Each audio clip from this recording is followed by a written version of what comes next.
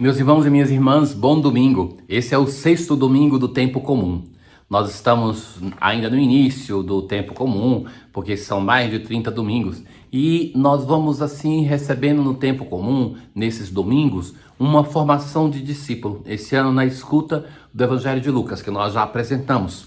Então hoje nós temos aquele sermão da planície, que nós vamos ver porque esse nome, mas ele nos é preparado com, seja o Salmo que vai fazer o discurso semelhante, mas na primeira leitura de Jeremias, ele faz aquele discurso que é comum nas Sagradas Escrituras, a proposta de dois caminhos, o caminho correto e o caminho equivocado. Assim começa: maldito o homem que confia no homem e faz consistir sua força na carne humana.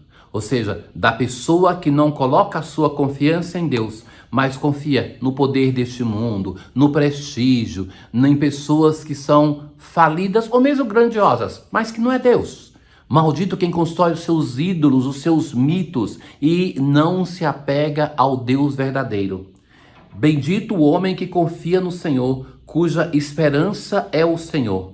É como uma árvore plantada junto às águas. Essa imagem é muito recorrente na palavra de Deus, em um local que eles têm pouca água, então essa ideia da árvore que está ali perto das águas. Santa Teresa de Jesus tem nas suas obras espirituais, no Castelo Interior ou Moradas, ela usa esta imagem da vida espiritual como uma planta que está longe da água e na medida que vai aprofundando a relação com Deus, chega a ser como essa árvore que está ali, que do lado do rio, do lado da água, que não precisa do esforço e da fadiga porque já está ali.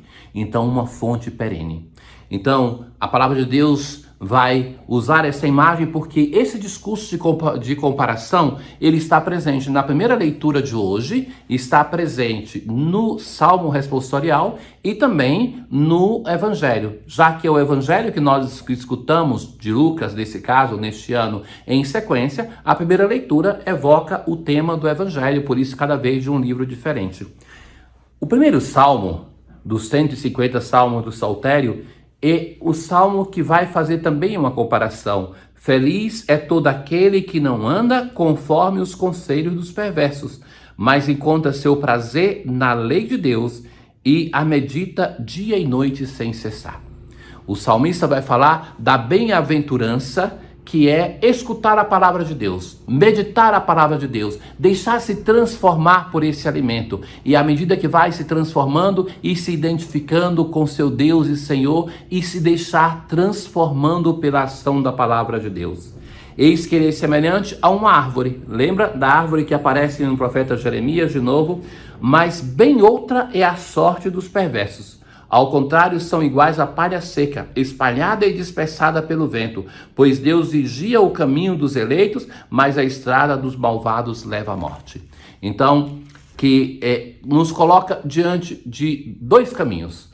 Qual que nós queremos? Nós queremos ser bem-aventurados, seguindo a palavra de Deus, deixando-nos conduzir, confiando em Deus, escutando a sua palavra? Ou nós queremos ser malditos, infelizes? Aquele que confia, coloca sua confiança em um outro ser humano e que não medita a palavra de Deus. Na continuação que nós temos hoje da primeira carta aos Coríntios, Paulo vai enfrentar um tema determinante para o nosso caminho de fé. Na comunidade de Corinto, tinham pessoas que acreditavam na ressurreição de Jesus, mas não na ressurreição nossa. Então Paulo vai dizer assim: alguns dizem que não há ressurreição dos mortos. Se não tem ressurreição dos mortos, não tem também ressurreição de Cristo. Cristo também não ressuscitou. E se Cristo não ressuscitou, a nossa fé não tem nenhum valor.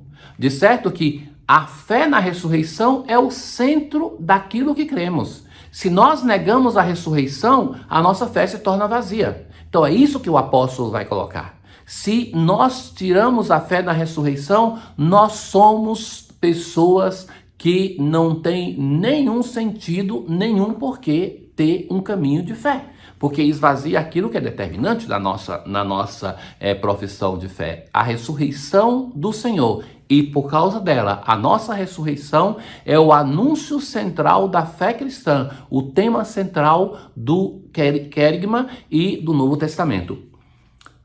Caríssimos, no Evangelho de Mateus, nós nos recordamos, nós temos o sermão da montanha, que é o sermão das bem-aventuranças.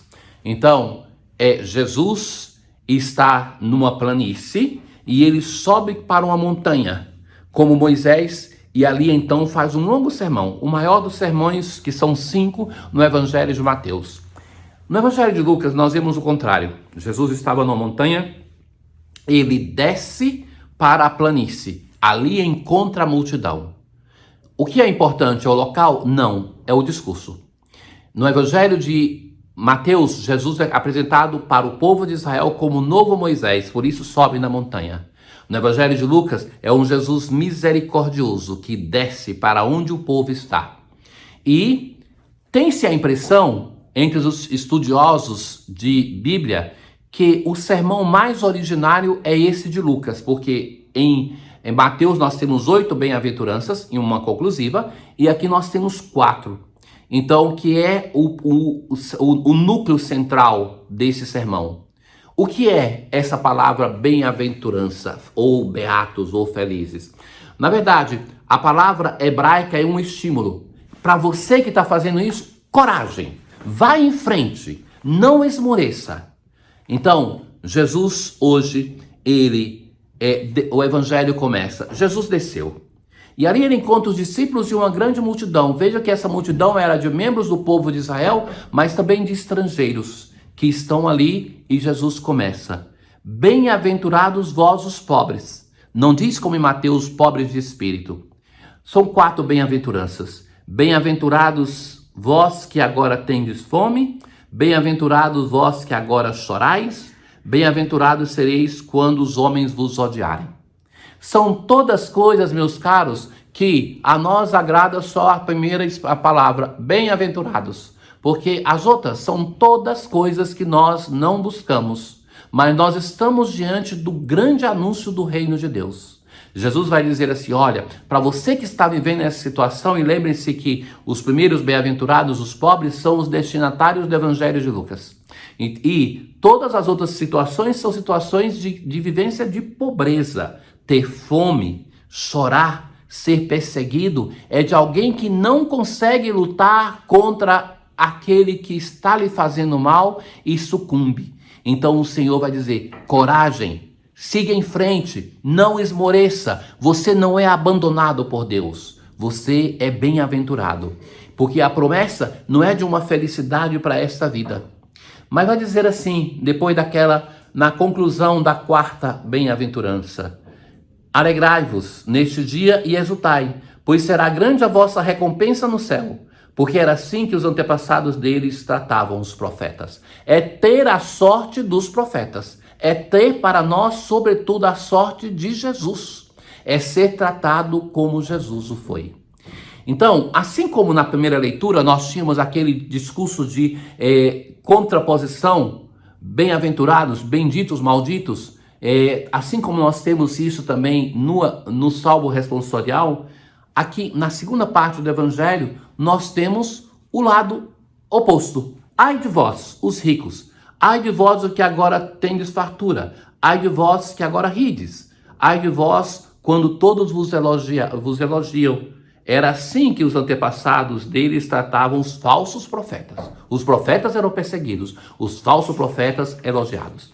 Queridos, o discurso do Evangelho de hoje não pode ser escutado como uma bela poesia que agrada o nosso coração, mas é um discurso honesto de um mestre que está dizendo aos seus discípulos, a uma multidão, olha, não sigam pelo caminho esvalhado, pelo caminho equivocado. É preciso que nós reformulemos os nossos ideais e ver que muitas vezes aquilo que nós estamos buscando da nossa vida é somente um capricho humano, não é a verdade do Evangelho de nosso Senhor Jesus Cristo. Nós começamos nessa semana mais uma vez com uma nova eucologia, novos formulários de oração, que a oração da coleta, aquela antes da primeira leitura, assim vai dizer: ó Deus, que prometestes permanecer nos corações sinceros e retos, dai-nos, por vossa graça, viver de tal modo que possais habitar em nós. A nós, Senhor, que queremos que o Senhor habite em nós, dai-nos a graça de ter um coração sincero e reto. Um bom domingo a todos, uma boa Páscoa semanal. O Senhor esteja convosco, Ele está no meio de nós. Abençoe-vos o Deus Todo-Poderoso, o Pai, o Filho e o Espírito Santo. Paz.